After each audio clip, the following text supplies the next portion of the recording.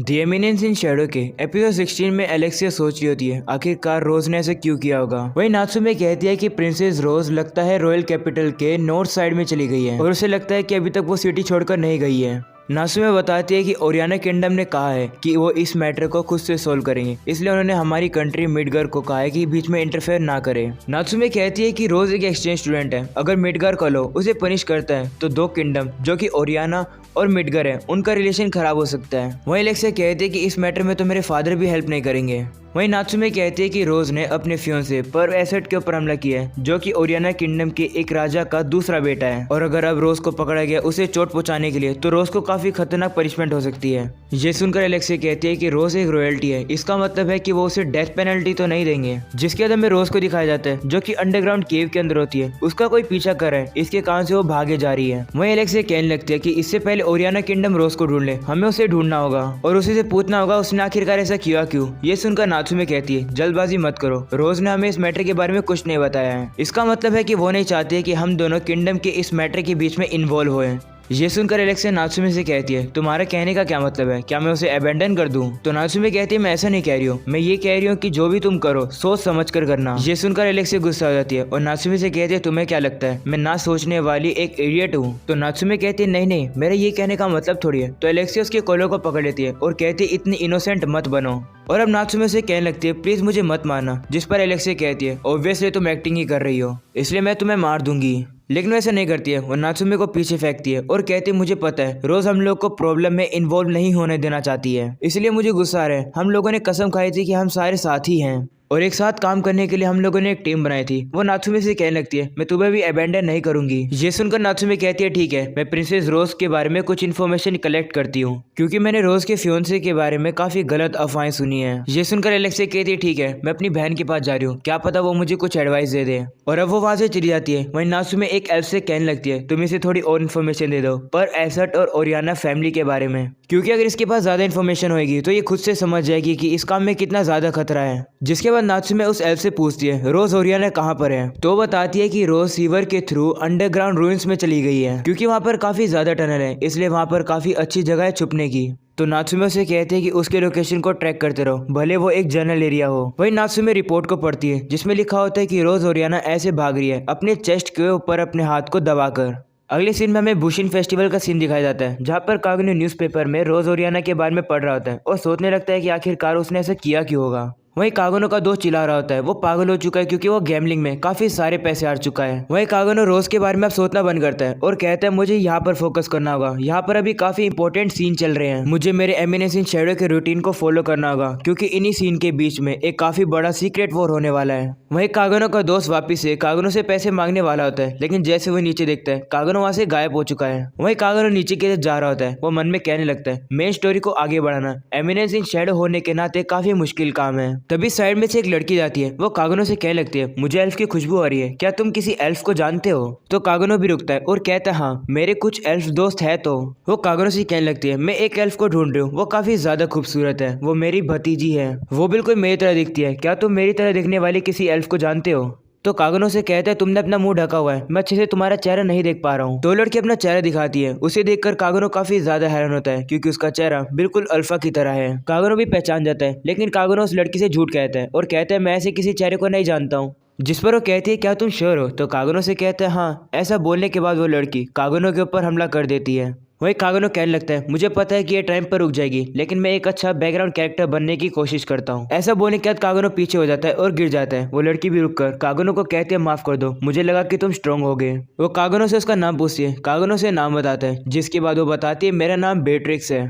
वो कागनो से कहते हैं तुम्हारा हाथ काफी अच्छा है, तुम और ज्यादा स्ट्रांग बनोगे। ऐसा बोलने के बाद वो वहां से चली जाती है। वहीं कागनो भी सोचता है ये लड़की स्ट्रांग तो है। जिसके बाद हम लोग एनेरोस को देखते हैं जो कि एक मैच देख रही होती है। तभी यहाँ पर क्विंटोन आकर कहता है तुम ये बोरिंग मैच नहीं देखने आई हो ना, तुम इससे अगला मैच देखने आई हो जो कि मुंडेन मन का होने वाला है। क्विंटन एनोरोस से कहता है तुम्हें मुंडेन के कल के मैच के बारे में क्या लगता है, जिस पर वो कहते हैं कि उसका अपोनेंट अपने आप ही फिसल कर गिर गया, मुझे नहीं लगता कि उसकी किस्मत होगी। तो क्विंटन भी कहता है हाँ मुझे भी लग रहा है कि उसने कुछ किया है, मैं ये तो नहीं बता सकता उसने किया क्या है, लेकिन एनोरोस तुम मुझे बता सकती हो। जिस पर वो कहते हैं मैं ठीक से नहीं बता सकती हूँ क्योंकि मैंने कभी भी एक्सपेक्ट नहीं किया था कि कोई मेरी आंखों से भी इतना तेज होएगा, लेकिन मैं एक बात के लिए बिल्कुल श्योर हूँ कि उसने अपने राइट हैंड को हिलाया था। वो कहते हैं मुझे नहीं पता उसने ऐसा क्यों किया होगा, लेकिन मैं पक्का श्योर हूँ कि उसने अपना राइट हैंड को हिलाया। ये सुनकर क्विंटन कहता है इसका मतलब जो मैंने गैस किया था वो गलत है, मुझे लगा कि वो किसी आर्टिफैक्ट का यूज कर रहा है। ये सुनकर एनोरोस कहती है तुम्हारा गैस भी सही हो सकता है। जिस पर क्विंटन कहता है चाहे कुछ भी हो आज के मैच में हमें पता चल ही जाएगा, क्योंकि आज उसका अपोनेंट होने वाला है Goldie gilded the unbeatable legend. वो आज तक एक भी फाइट नहीं हारा है। तो क्विंटन एनोरोस से कहता है क्या वो फेमस है, क्योंकि मैंने तो उसका कभी नाम नहीं सुना। जिस पर वो कहते हैं कि हाँ वो फेमस तो है, मैं खुद उसे पास के टूर्नामेंट में 3 बार लड़ चुकी हूँ। ये सुनकर क्विंटन उससे कहता है तुमने तो कहा कि वो आज तक एक भी फाइट नहीं हारा है, इसका मतलब कि क्या उसने तुम्हें हरा दिया। तो वो कहते हैं मजाक मत करो, हमारे बीच में बैटल हुई नहीं थी। वो बताते थे कि गोल्डी ऐसे अपोनेंट से लड़ता ही नहीं है जिससे उसे पता होता है कि वो उसे हार जाएगा, इसलिए वो लड़ने से पहले फोरफिट कर देता है। इसी कारण से उसे ये अनबीटेबल लेजेंड का निकनेम मिला है। एनोरोस बताती है कि गोल्डी पता लगा सकता है कि उसका अपोनेंट कितना ज्यादा स्ट्रॉन्ग है और अभी तक उसने मुंडेन के अगेंस्ट फोरफिट नहीं किया है, इसका मतलब तुम समझ रहे हो। तो क्विंटन बोलता है हाँ अभी तक गोल्डी मुंडेन के ट्रू स्ट्रेंथ को नहीं देख पाया है, या तो मुंडेन एक चीटर है जो कि एक आर्टिफैक्ट का यूज कर रहा है जीतने के लिए। एनोरोस कहने लगते है कि गोल्डी उस पर्सन से नहीं लड़ता है जिसे उसे पता है कि वो उसे नहीं जीत सकता है, इसका ये मतलब है कि उसने अभी तक अपनी असली पावर किसी को नहीं दिखाई है। और अब हम लोग देखते हैं उनके बीच की बैटल शुरू हो जाती है। गोल्डी काफी तेजी से मुंडेन की गर्दन के ऊपर हमला करने वाला होता है, लेकिन तभी मुंडेन अपनी गर्दन को एकदम से हटा देता है जिससे कि वो डॉज कर लेता है। वहीं गोल्डी को लगने लगता है कि मुंडेन ने उसे हमला करके उसे हरा दिया, लेकिन वो ये सब इमेजिन कर रहा था। इसी बात को इमेजिन करने के कारण वो काफी डर जाता है और एक ही जगह पर खड़ा रहता है। उसी टाइम मुंडेन अपनी तलवार निकालने लगता है तो गोल्डी जल्दी से पीछे हट जाता है। वो मुंडेन से कहने लगता है तुम्हें क्या लगता है कि तुम मुझे हरा सकते हो।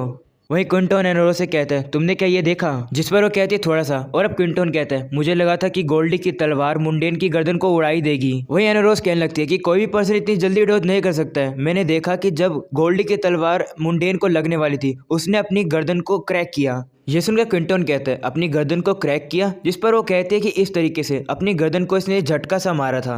ये सुनकर क्विंटन कहता है क्या तुम पागल हो, तुम ये कहना चाहती हो कि जिस टाइम पर गोल्डी की तलवार उसे लगने वाली थी उसने अपनी गर्दन को क्रैक किया, मतलब वो सिर्फ अपनी गर्दन को झटका रहा था, ऐसा कोइंसिडेंट कभी नहीं होता है। वहीं एनोरोस कहने लगती है कि उसने अपनी गर्दन को इतनी जल्दी क्रैक किया है, ऐसा कोई भी नॉर्मल ह्यूमन कर ही नहीं सकता है। वहीं गोल्डी मुंडेन से क्या लगता है मुझे तुम बिल्कुल भी पसंद नहीं हो, तुम्हारे पास एक चांस था बचने के लिए लेकिन तुमने उसको गवा दिया और यहाँ पर तुम ऐसे खड़े हो कि तुम्हें फर्क ही नहीं पड़ता, थोड़ा सा तो डिसअपॉइंटमेंट दिखाओ। ये सुनकर भी मुंडेन उसे कुछ भी नहीं कहता है। इस कारण से गोल्डी काफी ज्यादा गुस्सा हो जाता है और अपनी पावर निकालने लगता है। वो मुंडेन से कहने लगता है मरने के बाद ये जरूर सोचना मेरा पावर लेवल 4330 है। ऐसा बोलने के बाद वो मुंडेन के ऊपर हमला करता है। वहीं पर मुंडेन हल्की सी एक चीख मारता है और अब गोल्डी दूर जाकर गिरता है और उसका अटैक भी खत्म हो जाता है। ये देखकर सारी ऑडियंस काफी ज्यादा हैरान हो जाती है। वहीं पर रेफरी मुंडेन को विनर अनाउंस कर देता है। वही एनोरोस कहने लगती है कि गोल्डी जितना मैंने सोचा था वो उससे ज्यादा अच्छा है, उसने अपने मैजिकल पावर को काफी अच्छे से मैनिफेस्ट किया। अगर वो स्ट्रॉन्ग अपोनेंट से लड़ता तो और भी ज्यादा अच्छा बन जाता, जिससे कि वो एक अच्छा डार्क नाइट भी बन सकता था।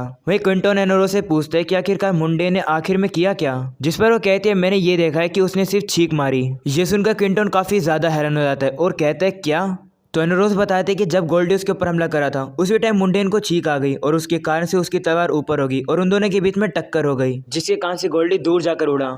ये सुनकर क्विंटन कहता है ये पागलपन है, अगर वो इस तरीके से जीतता रहेगा तो उसका अगला अपोनेंट मैं रहने वाला हूँ, तो मैं खुद पता लगा लूंगा कि आखिरकार वो कर क्या रहा है। ऐसा बोलने के बाद वो वहाँ से चला जाता है। उसके जाने के बाद एनोरोस अब छींक मारने की ट्राई करती है और अपनी गर्दन को क्रैक करने की कोशिश करती है जैसे मुंडेन कर रहा था, लेकिन तभी उसे रियलाइज होता है कि ऑडियंस उसे देख रही है, इसलिए वो शर्मा कर वहाँ से भाग जाती है। जिसके बाद हम लोग आयरिस को देखते हैं जो कि पर्व एसेट से मिलने के लिए आई होती है। पर्व एसेट आयरिस की बात को नहीं सुन रहा होता है, बल्कि वो उसकी बेइज्जती कर रहा होता है और कहते ही हमारी फैमिली की प्रॉब्लम है, हम लोग खुद ही सोल्व कर लेंगे। वहीं जहाँ पर वो किंग होते हैं वो भी काफी अजीब बिहेव कर रहे होते हैं। वो कहने लगते हैं जैसा पर्व एसेट चाहता है वैसा ही होगा।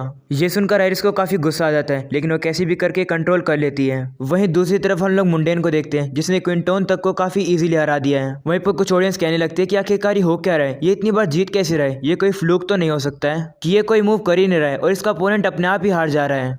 वो लोग कहने लगते हैं कि मुंडेन का अगला मुकाबला एनोरोस के साथ है और उसके जीतने के odds 9 में से 1 हैं। वही हम लोग कागनो के दोस्त को देखते हैं जो कि काफी ज्यादा पैसे हार चुका है। वो पू को कहता है मुझे थोड़े पैसे दे दो मेरे दोस्त, लेकिन उसका दोस्त मना कर देता है।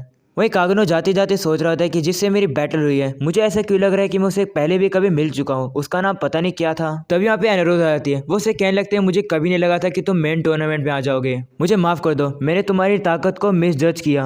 ऐसा बोलने के बाद वो मुंडेन को कहती है मैं तुम्हें एक वार्निंग देना चाहती हूँ। वो उसे कहते हैं मैंने तुम्हारे सारे मूव देख लिए, तुम अब जिस तरीके से जीतते आ रहे हो ऐसा मत सोचता कि तुम वैसे मुझसे जीत पाओगे। वह मुंडेन एक हल्की से स्माइल करके आगे बढ़ने लगता है तो एनरोज उसे पूछते इसमें हंसने की क्या बात है। तो मुंडेन उसे कहते हैं मैं भी तुम्हें एक वार्निंग देता हूँ। ऐसा बोलने के बाद वो अपने हाथ के आर्मर को जमीन पर गिराने लगता है जो कि काफी ज्यादा भारी होते हैं। वो उसे कहते हैं कि ये एक चेन की तरह थे जो कि मुझे होल्ड बैक करके रखते हैं, लेकिन अब खेलने का समय बंद हो गया। और अब वो वहां से जाने लगता है तो एनरोज उसे रोकती है और कहती है कि क्या तुम्हें लगता है कि तुम जीत पाओगे। ऐसा बोलने के बाद वो अपनी गर्दन को काफी जोर से क्रैक करती है और कहती है देखा।